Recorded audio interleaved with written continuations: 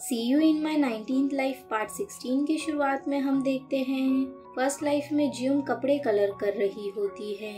तभी कांगमिन वहाँ आता है। उसका नाम चियोन होता है। वो जियोंग से कपड़ों के बारे में पूछता है। जियोंग कहती है वो कलर हो रहे हैं। दोयुन कहता है वो अच्छे से होना चाहिए, उन कपड़ों को रिचुअल्स में इस्तेमाल करना है। जियोंग कहती है 15 दिन में तैयार हो जाएंगे। जियोन अपने लोगों के साथ वहाँ से चले जाता है। तभी सियोल वहाँ आती है। सियोल की तबीयत खराब होती है, उसके मुंह से खून निकलने लगता है। जियोंग बहुत डर जाती है। कुछ देर बाद गांव का डॉक्टर जियोंग के पास आता है। वो कहता है सियोल का इलाज किया जा सकता है, मगर उसके लिए तुम्हें पैलेस में रखी उस बेल को लाना होगा। डॉक्टर कहता है मगर ये आसान नहीं है। अब कुछ देर बाद जियोंग वो कपड़े लेकर पैलेस में जाती है। वो वहाँ उस बेल को देखती है। जियोंग कपड़े देकर चले जाती है। चियोन अपने लोगों से कहता है मैं आज ही रिचुअल करूँगा, मेरे आसपास कोई नहीं होना चाहिए। रात में चियोन बेल की रिचुअल करता है और फिर वहाँ से चले जाता है। जियोंग वहीं छुपी होती है। डॉक्टर ने जियोंग को वही बेल लाने कहा था जो देकर उन्हें एक अनोखी दवाई मिल सकती है जिससे सियोल ठीक हो जाएगी। अब जियोंग वो बेल चुरा लेती है। फिर वो सियोल को लेकर वहाँ से भागने लगती है, मगर चियोन और उसके आदमी उनका पीछा करते हैं और उन्हें पकड़ लेते हैं। सियोल देखती है जियोंग के पास वो बेल है। जियोंग चियोन से कहती है मेरी बहन मरने वाली है, ये बेल मेरे लिए बहुत इम्पोर्टेंट है। अगर मैं ये बेल लेकर जाऊंगी तो मुझे एक दवाई मिल जाएगी। प्लीज हमें जाने दो, मैं पूरी जिंदगी तुम्हारी सेवा करूंगी। मगर चियोन कहता है इंसान की जिंदगी सिर्फ 100 साल की होती है, इतने कम टाइम में तुम क्या कर लोगी। तभी सियोल के मुंह से खून निकलने लगता है। जियोंग रोते हुए कहती है आप सेम ऐसे ही बेल बना सकते हैं, पर अभी अगर मेरी बहन का इलाज नहीं हुआ तो वो मर सकती है। चियोन कहता है और अभी अगर मैंने रिचुअल नहीं किया तो वो पूरा नहीं होगा। जियोंग कहती है कोई तुम्हारे सामने मर रहा है तो तुम्हारे लिए वो रिचुअल कैसे जरूरी हो सकता है। तभी सोहा जियोंग को आवाज देता है। जियोंग आंखें खोलती है। वो वापस आंखें बंद करती है तो देखती है सियोल को तलवार से मार दिया गया है। जियोंग बहुत रोती है और तलवार सोहा के हाथ में होती है। जियोंग गुस्से में कहती है मैं तुम्हें जान से मार दूंगी। वो सोहा का गला पकड़कर दबाने लगती है, मगर सोहा उसे कहता है ये मैं हूँ। वो जियोंग को शांत करवाता है और पूछता है क्या हुआ। जियोंग रोते हुए कहती है मैंने अपनी फर्स्ट लाइफ देखी, मेरी बहन को मार दिया गया। वो सोहा की तरफ देखकर कहती है हानिया तुमने मेरी बहन को मारा है। सोहा कहता है मैं सोहा हूँ। जियोंग उसके गले लगकर रोने लगती है। बाहर से कांगमिन ये सब देखता है और वहाँ से चले जाता है। यहाँ जियोंग सोहा से कहती है मुझे अकेले रहना है, तुम जाओ यहाँ से। सोहा उसे समझाता है, मगर जियोंग उसे माफी मांगते हुए कहती है तुम जाओ। सोहा कहता है मैं तुम्हारे कॉल का इंतजार करूँगा। वो वहाँ से बाहर आ जाता है। तभी उसे कांगमिन का कॉल आता है। सोहा कांगमिन से मिलने कैफे जाता है। सोहा कहता है तुम्हें भी जियोंग की पास्ट लाइफ के बारे में पता है ना। कांगमिन कहता है मुझे अपनी भी पास्ट लाइफ याद है, मैं भी जियोंग की फर्स्ट लाइफ में हूँ और तुम भी। तुम अभी जियोंग की मदद करने के लिए कुछ नहीं कर सकते। तुम्हें अंदाजा नहीं है पुरानी जिंदगी याद रखना कैसा है। क्या तुम्हारी कोई ऐसी मेमोरी है जिसे याद करके तुम्हें बहुत तकलीफ होती है। सोहा कहता है हाँ।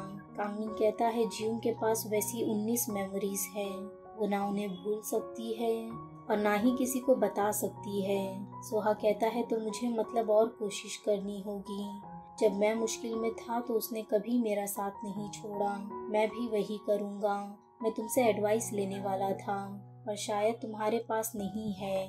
सोहा जाने लगता है तो कांगमिन कहता है जियोंग की मदद सिर्फ तुम कर सकते हो, तुम उसे मना सकते हो नॉर्मल होने के लिए। वहीं घर पर जियोंग सोहा के लाए हुए फ्लावर्स को देखती है। उसे समझ नहीं आता वो क्या करे। जियोंग बहुत परेशान हो जाती है। उसे ग्योंग की बहुत याद आ रही थी। कांगमिन ने जियोंग से कहा था अगर तुम सही फैसला नहीं लेती हो तो उन सब का भी ग्योंग की तरह ही हाल होगा। वहीं दोजुन चियोन से मिलने जाता है। वो उसे बताता है उस रात मैंने तुम दोनों की बातें सुन ली थी, तुम दोनों एक दूसरे को पसंद करते हो। मगर दोयुन ने तुम्हें उसके बैकग्राउंड की वजह से मना कर दिया। जुवॉन कहती है हाँ। दोजिन कहता है हमारे डैड के जाने के बाद दोयुन को ही सब करना पड़ा। वो पढ़ाई के साथ काम करता था और बहुत कम सोता था, पर उस दिन तुम्हारे जाने के बाद दोयुन रो रहा था। उससे मुझे पता चला कि वो तुम्हें कितना पसंद करता है। ये सुनकर जुवॉन रोने लगती है। वो कहती है मुझे लगा था मैं उसे ज़्यादा पसंद करती हूँ, मगर वो मुझे ज़्यादा प्यार करता है। अब मैं क्या करूँ? जुवॉन बहुत परेशान हो जाती है। वहीं सोहा घर पर होता है। वो बस जियूंग की बातें याद कर रहा था। जियूंग ने उसे क्या क्या कहा था।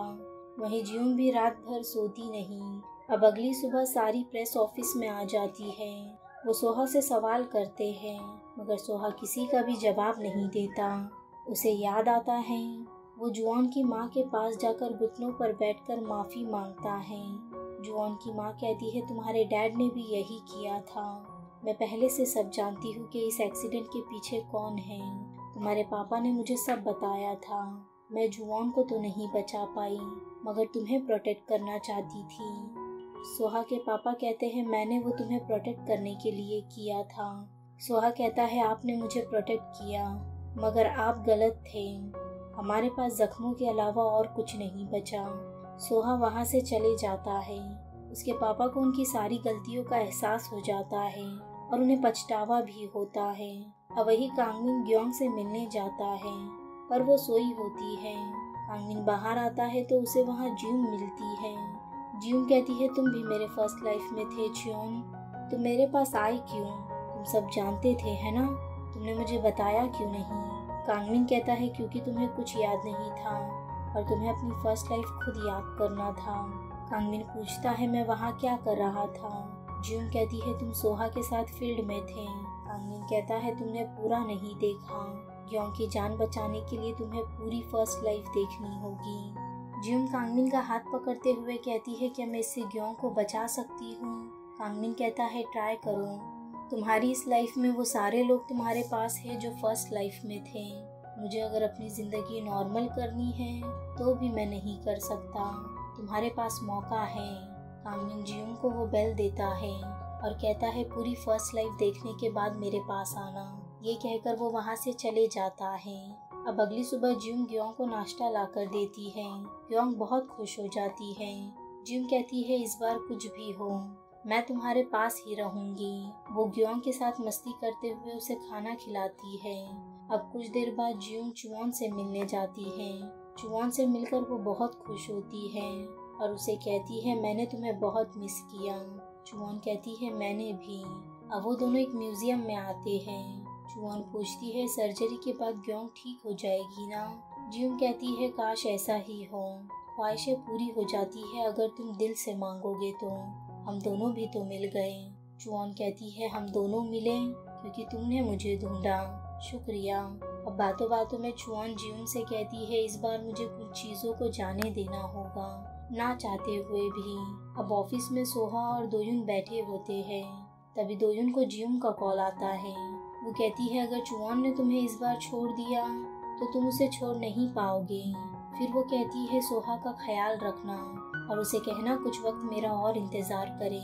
दोयुन कहता है तुम खुद क्यों नहीं कह देती? जियूंग कहती है मुझे कुछ चीज़ें सॉर्ट करनी है और अगर मैंने उसे कॉल किया या टेक्स्ट किया तो मुझे उससे मिलने का मन करेगा और पता नहीं फिर मैं उसके साथ क्या करूँगी। सोहा भी ये सब सुन रहा होता है। वो मुस्कुराता है। फिर दोयुन कॉल रख देता है। सोहा दोयुन से कहता है अगर तुम्हें कुछ करना है तो बिना सोचे कर दो। ये कहकर वो वहाँ से चले जाता है। अब दोयुन बाहर आता है। वो जुवॉन के बारे में ही सोच रहा था। वहीं सोहा हॉस्पिटल आता है।